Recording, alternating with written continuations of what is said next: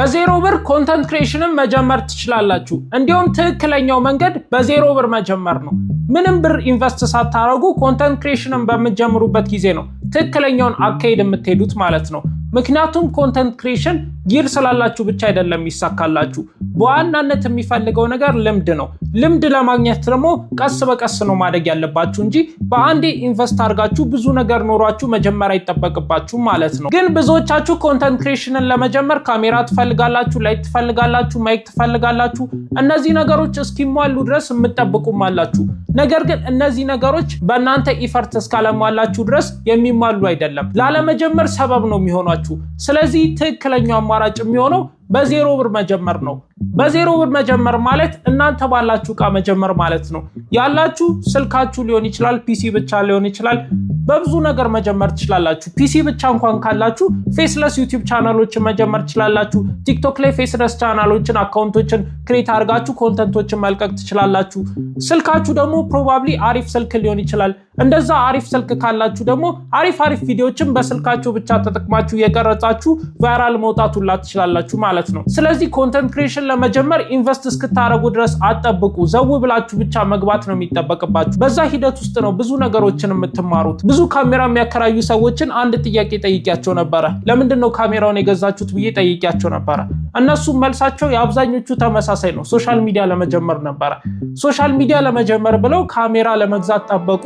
ከዛ በኋላ ካሜራውን ከገዙበት በኋላ ግን ኮንተንት ክሪኤሽን አልተሳካላቸው ወይ ደግሞ እንዳሰቡት አልጀመሩትም ማለት ነው። አሁን ላይ ካሜራቸውን እያከራዩት ነው ማለት ነው። ስለዚህ ካሜራ እስኪኖረኝ ማይክ እስኪኖረኝ የሚለው ነገር አይሰራም ማለት ነው። ኮምፕሊትሊ የማይሰራ ነገር ነው። እስቲ እናንተ የምታደንቋቸውን ኮንተንት ክሪኤተሮች ተመልከቷቸው። እናንተ እንደምትፈልጉት አሪፍ ካሜራ፣ አሪፍ ላይቲንግ፣ አሪፍ ማይክ ያለበት ስቱዲዮ ውስጥ ነው እየቀረጹ ያሉት? አብዛኞቹ አይደለም። ኖርማል ፀሐይ ላይ ነው ሙቪውን ላይ እየሰሩ ያሉት። የቲክቶክ ፊልም ብለው ሾርት ፊልም ብለው እየሰሩ ያሉት ያንን ምንም ላይት በፀሐይ ብቻ ነው እየሰሩት ያሉት። እናንተም ማድረግ ትችላላችሁ። ስልካችሁን ብቻ ተጠቅማችሁ አሪፍ ቪዲዮዎችን እንዴት እንደምትሰሩ በቀላሉ ላሳያችሁ። በዋናነት ማሳያችሁ የቪዲዮ ስታይል ቶኪንግ ሄድ ቪዲዮ ማለትም እንደዚህ አይነት ካሜራ ፊት ቁጭ ብሎ የሚወራበት የቪዲዮ አቀራረጾችን በስልካችሁ ተጠቅማችሁ ብቻ እንዴት እንደምትሰሩ ነው ማሳያችሁ ማለት ነው። መጀመሪያ ሊኖራችሁ የሚገባው ነገር ላይቲንግ ነው። ላይቲንጉን መዝለል ትችላላችሁ። አሪፍ መስታወት ካለው ፊት ለፊታችሁ ቀን ላይ መቅረጽ ትችላላችሁ ማለት ነው። ዋናው የሚያስፈልገን በደንብ ብርሃን ያለበት ቦታ ብቻ ስለሆነ ማለት ነው። ወይ ደግሞ እናንተ በቀላሉ መስራት የምትችሏቸው ላይቶች አሉ። ኖርማል አምፖል ተጠቅማችሁ ከዛ በኋላ ደግሞ ዲፊውዘር ነገር ሶፍት ወይ ደግሞ ወረቀት ተጠቅማችሁ ከልላችሁ ዲፊውዝድ የሆነ ሶፍት የሆነ ላይት ማምጣት ትችላላችሁ ማለት ነው። ላይቲንግ ላይ ደግሞ እንድትጠቀሙ መመክራችሁ 3 ፖይንት ላይቲንግ ሴትአፕ የሚባለውን ነው ማለት ነው። 3 ፖይንት ላይቲንግ ሴትአፕ አሁን የምትመለከቱት ነው ማለት ነው። የመጀመሪያው ኪ ላይት አለ። ኪ ላይት ከናንተ በ45 ዲግሪ ነው መቀመጥ ያለበት። እኔ ግን ትንሽ ወደ ሴንተር አስጠግቻለሁ፣ ወደዚህ አካባቢ ነው ያለው። ግን እንደ ህጉ የምትከተሉ ከሆነ ወደ 45 ዲግሪ ወደዚህ መሆን አለበት ማለት ነው። በመቀጠል ደግሞ ፊል ላይት ያስፈልጋቸዋል ማለት ነው። ፊል ላይት ማለት ደግሞ 45 ዲግሪ በሚሆንበት ጊዜ ብርሃኑ ሸፈፍ ያለና በጣም ብዙ ሻዶ ይሰራባቸዋል ማለት ነው። ያንን ሻዶ ደግሞ ለመሙላት የሚያስፈልገውን ላይት ነው ፊል ላይት የሚባለው ማለት ነው። ኖርማል ላይቶችን መጠቀም ትችላላችሁ። ደከም ያሉ ላይቶችን ቢሆን ይሞሉላቸዋል ማለት ነው። እዚህም ጋር አሁን እንደነገርኳችሁ ደከም ያሉ አምፖሎችን መጠቀም ትችላላችሁ ማለት ነው። ግዴታ ፕሮፌሽናል ላይት እስክገዙ መጠበቅ የለባችሁ። በመቀጠል ደግሞ ባክግራውንድ ላይት ያስፈልጋችኋል ማለት ነው። ወይ ባክግራውንዳችሁን ላይት የሚያደርግ ወይ ደግሞ የእናንተን ፀጉር ከባክግራውንዱ የሚለይ ላይት ያስፈልጋችኋል ማለት ነው። እሱ ነው ባክግራውንድ ላይት። ስለዚህ 3 ፖይንት ላይቲንግ ሴትአፕ ይሄ ነው ማለት ነው። ሁለተኛ የሚያስፈልጋችሁ ነገር ደግሞ የስልካችሁን የካሜራ ሪካርዲንግ ማስተር ማድረግ ነው። እኔ ለረጅም ጊዜ ኮንተንት ስሰራ የነበረው በስልክ ነው። በኖርማል ስልክ ነበረ ኮንተንት ስሰራ የነበረው። A14 ነበረ። ከዛ በኋላ ደግሞ ይሄ ስልክ ነበረ A20 አልትራ ማለት ነው። ስለዚህ በስልክ ሰርታችሁ በደንብ ተመልካች ማግኘት ትችላላችሁ። እስከ 500,000 ፎሎወር የደረስኩት በስልክ እየቀረጽኩ ስለነበረ አብዛኞቹ ሚሊዮን ፎሎወር ያላቸው እንዳለ በስልክ ነው የሚቀርጹት። በካሜራ የሚቀርጽ አንድ ቲክቶከር እንኳን ላታገኙ ትችላላችሁ በአሁን ጊዜ። በእርግጥ አብዛኞቹ ቲክቶከሮች የሚቀርጹት አይፎን ነው። እናንተ አይፎን ባይኖራችሁም እንኳን ቴክኖም ሆነ ኢንፊኒክስ ቪዲዮዎችን እየቀረጻችሁ በዛ አድጋችሁ አይፎን መግዛት ትችላላችሁ ማለት ነው። ስለዚህ መጀመሪያ ስልካችሁ ካሜራ ካበራችሁ በኋላ ማድረግ ያለባችሁ ነገር ብዙዎቻችሁ የምትረሱት ስቴፕ ነው። የስልካችሁ ሌንስ በደንብ መወልወል አለባችሁ። የስልካችሁ ሌንስ ካልወለወላችሁት ድብዝዝ ያለ ፎቶ ነው የሚሆነው። አብዛኞቹ ሰዎች ካፕቸር ያደረጉትን ፎቶና ቪዲዮዎች በማይበት ጊዜ ድብዝዝ ያለ ቴክስቸር አለው። እሱ ከየትም የሚመጣ አይደለም የካሜራችሁ ሌንስ ላይ ካለው ቆሻሻ ነው። ስለዚህ እሱ ቆሻሻ ደግሞ ኪሳችሁ ውስጥ በመከቱበት ጊዜ ምናምን በደንብ ይቆሽሻል። ስለዚህ ማጽዳት አለባችሁ ማለት ነው። በየቀኑ ልትቀርጹ ስትሉ ሌንሳችሁን ማጽዳት አለባችሁ ማለት ነው። ከዛ በኋላ ሌንሳችሁን ካጸዳችሁት በኋላ ደግሞ ቪዲዮ የምትቀርጹት በ1080p ቢሆን ይመከራል ማለት ነው። በ1080p በ30 fps ቪዲዮአችሁን ትቀርጹታላችሁ ማለት ነው። 1080p መቅረጽ የሚችል ምን ስልክ አለ ካላችሁ እያንዳንዱ ስልክ 1080p ቪዲዮ መቅረጽ ይችላል ማለት ነው። 1080p ማለት ፉል ኤችዲ ቪዲዮ ማለት ነው። ፉል ኤችዲ ቪዲዮ ከቀረጸ በቂ ነው ስልካችሁ ኮንተንት ያሰራችኋል ማለት ነው። ከዛ በኋላ ማድረግ የሚጠበቅባችሁ ነገር አሪፍ ላይት ያለበት ቦታ ላይ ሆናችሁ ነው መቀረጽ ያለባችሁ። እንደዛ በምታረጉበት ጊዜ የስልካችሁ ካሜራ ብዥታውን ይቀንሳል ማለት ነው። የስልካችሁ ካሜራ ብርሃን በሚያጣበት ጊዜ የራሱን አርቲፊሻል ላይት ያመጣል። ይህ ላይት ISO ይባላል። ISO በሚጨምርበት ጊዜ ደግሞ ብዥታን ይፈጥራል ማለት ነው። ስለዚህ እናንተ ደግሞ የራሳችሁን ላይት በምታስገቡበት ጊዜ ካሜራችሁ ላይት ያገኛል። ስለዚህ የራሱን አርቲፊሻል ላይት ISOን ሲቀንሰው ብዥታውን ይቀንሳል ማለት ነው። ካሜራችሁ ጥርት ያለ ይሆናል ማለት ነው። እንደዚህ አድርጋችሁ በስልካችሁ ካሜራ መቅረጽ ትችላላችሁ ማለት ነው። ማይክ እንዴት እንጠቀም ካላችሁኝ ደግሞ እኔ መመክራችሁ የማይክ አጠቃቀም የስልክ ማይክ መጠቀም ማለት ነው። የስልክ ማይክ በጣም ጥርት ያለ ኮንደንስድ የሆነ በጣም ጥርት ያለ ኦዲዮ የሚሰጣችሁ ማይክ እኔ በጣም የምወደው የስልክ ማይክ ነው። ለመያዝ ስለማይመች ነው እንጂ አሁን በዚህ ማይክ ከምቀርጹላ ከ26000 ብር ከተገዛ ማይክ ከምቀርጹላ የስልክ ማይክ ይመቸኛል። በደንብ ፐርፎርም የሚያደርገውን በደንብ ተመልካች የሚስበውን ድምጽ የሚወጣው ከስልክ ማይክ ስለሆነ ነው ማለት ነው። ስለዚህ ስልካችሁን ዘቅዝቃችሁ ከአፋችሁ ዝቅ አድርጋችሁ ትይዙታላችሁ ማለት ነው። ከዛ በፊት ግን መክፈት ያለባችሁ አፕሊኬሽን አለ። የስልካችሁ ቮይስ ሪካርደር ላይ ተከፍቱትና ልክ ካሜራውን መቅረጽ እንዳስጀመራችሁት የስልካችሁን ቮይስ ሪካርደር ሪካርድ እንዲያደርግ ታስጀምሩታላችሁ ማለት ነው። ካስጀመራችሁት በኋላ ማውራት ትችላላችሁ። ልክ ቪዲዮአችሁን ቀርጻችሁ እንደጨረሳችሁ ደግሞ ካሜራችሁንም ሪካርድ ማድረግ ስታስቆሙ ኦዲዮንም ሪካርድ ማድረግ ታቆሙታላችሁ ማለት ነው። ከዛ በኋላ ወደ ፒሲያችሁ ትልኩታላችሁ ወይ ደግሞ ወደ ስልካችሁ ካፕከት ታስገቡታላችሁ ሁለቱንም ፋይሎች ማለት ነው።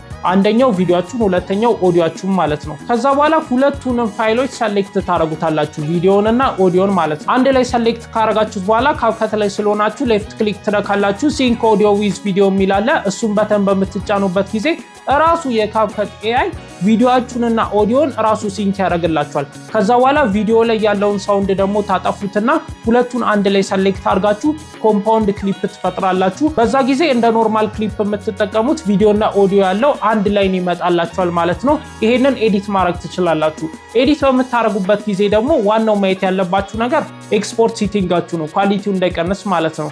ኤክስፖርት ሲቲንግ ማለት ቪዲዮአችሁን ለሶሻል ሚዲያ የምታቀርቡበት ፎርማት ማለት ነው።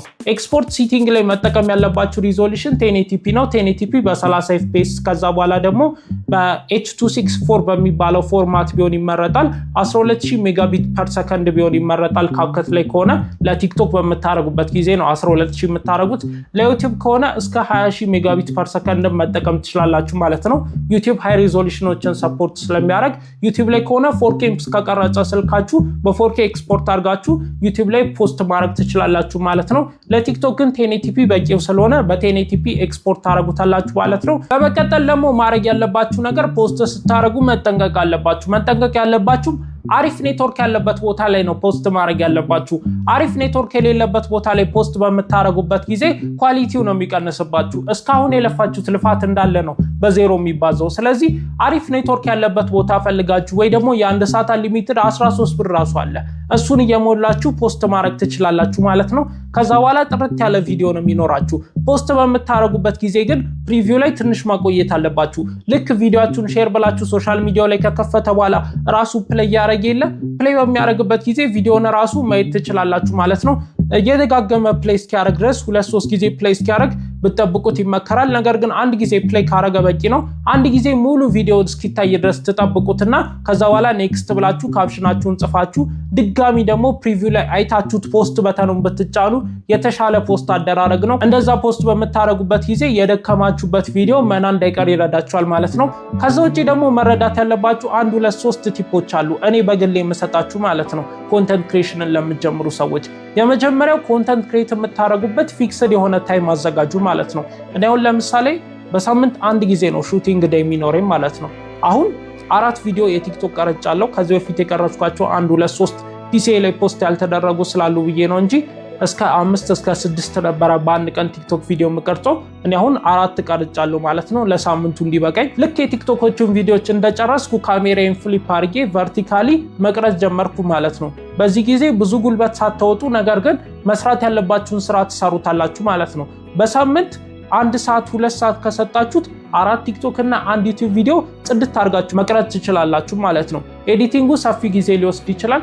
ኤዲቲንጉን ደግሞ ከስራ ከተመለሳችሁ በኋላ ወይ ከትምህርት ከተመለሳችሁ በኋላ ማታ ኤዲት ማድረግ ትችላላችሁ ማለት ነው። ይሁላ መመክራችሁ ነገር እንዳትሳነፉና ስኪፕ እንዳታረጉ ቀናቶችን እንዲጠቅማችሁ ብዬ ነው። በመቀጠል ደግሞ መረዳት ያለባችሁ ነገር ኮንሲስታንትሊ አንዳንድ ነገሮችን ኢምፕሩቭ እያደረጋችሁ መሄድ አለባችሁ ማለት ነው። ስለዚህ አሁን እኔ በሳምንት አንድ የምቀርጽ ከሆነ ዛሬ ከቀረጽኩት ቀረጻ ቀጣይ የምቀርጸው ቀረጻ የሆነ ነገር መሻሻል አለበት። አትሊስት የምናገርበት አነጋገር ሊሆን ይችላል፣ ስክሪፕቷ ላይ ያለች የቃላት አስተዳደሩ ሊሆን ይችላል፣ እኔ የማቀርብበት ፕሬዘንቴሽን ሊሆን ይችላል፣ ወይ ኤዲቲንጉ ሊሆን ይችላል። አንዳንድ ነገር አትሊስት ሚኒመም አንዳንድ ነገር እያሻሻልኩ መሄድ አለብኝ ማለት ነው። ስለዚህ ኮንሲስታንትሊ ኢምፕሩቭ እያደረኩ ሄዳለሁ። ሌላኛው የሚጠቅማችሁ ማወቅ አለባችሁ ብዬ የማስበው ነገር ደግሞ ቪዲዮ የምትሰሩበት ፎርማት ይኖራችሁ። ፎርማት ከሌላችሁ በጣም ነው የምትዳከሙት። ፎርማት ክሬቲቪቲ ሊቀንስ ይችላል፣ ነገር ግን ፕሮዳክሽናችሁን በጣም ነው የሚቀንሰው። ፎርማት የምለው ነገር ወጥ የሆነ አሰራር ይኖራችሁ። ለምሳሌ አሁን እኔ ዩቲዩብ ስሰራ እዚህ ጋር ነው ሁሌ የምሰራው፣ ምክንያቱም በደንብ ለመስራት እንዲመቸኝ ብዬ ነው። ነገር ግን ቦታ እየቀየርኩ አንግል እየቀየርኩ ምናምን የምሰራ ቢሆን ገና ለመስራት ሳስብ እንኳን ጉልበቴ ያልቃል ማለት ነው። ሌላ ብዙ ስራዎች ስላሉኝ ይህንን ለመስራት ሳስብ ጉልበቴ ያልቃል። ስለዚህ አልሰራውም ማለት ነው። ግን እናንተ በቀላሉ ኮንሲስታንት የሆነ ፎርም ይዛችሁ የምትቀርጹበት ቦታ የምታቀርቡበት አቀራረብ ኮንሲስታንት ከሆነ ለመቅረጽም ኤዲት ለማድረግም ስለማያስቸግራችሁ በቀላሉ ሰርታችሁ ፖስት ማድረግ ስለሚያስችላችሁ ፎርም እንዲኖራችሁ መክራለሁ ማለት ነው። በዚህ ቪዲዮ በዜሮ ብር ኮንተንት ክሬሽን ጀምራችሁ እንዴት አሪፍ ቪዲዮችን እንደምትሰሩና ፖስት እንደምታደርጉ በተጨማሪም ደግሞ የግል ምክሬን ሰጥቻችኋለሁ። እንደጠቀማችሁ ተስፋ አደርጋለሁ። እኔን ለማታውቁኝ ቅዱስ ጎሳ ይባላለሁ። የቴክ ኮንተንት ክሬተር ነኝ። ከ600,000 ፎሎወር በላይ ቲክቶክ ላይ ያለኝ ሰው ነኝ። እዚህ ላይ ደግሞ ስለ ኮንተንት ክሬሽን እያስተማርኩ አሪፍ ኮሚኒቲ ቢልድ ለማድረግ እየጣርኩ ነው ማለት ነው። እናንተም የዚህ ኮሚኒቲ አባል መሆን ከፈለጋችሁ ሰብስክራይብ በተኑን መጫናችሁን እንዳረሱ፣ በተጨማሪም ደግሞ ይሄ ቪዲዮ ፐርፎርም እንዲያደርግ ላይክ እና ሼር ማድረግ እንዳረሱ። ሳምንት በተመሳሳይ ጊዜ ተገናኝተን ጠቃሚ መረጃዎችን እስከማስተላልፍላችሁ ድረስ ደግሞ ሰላም ቆዩ።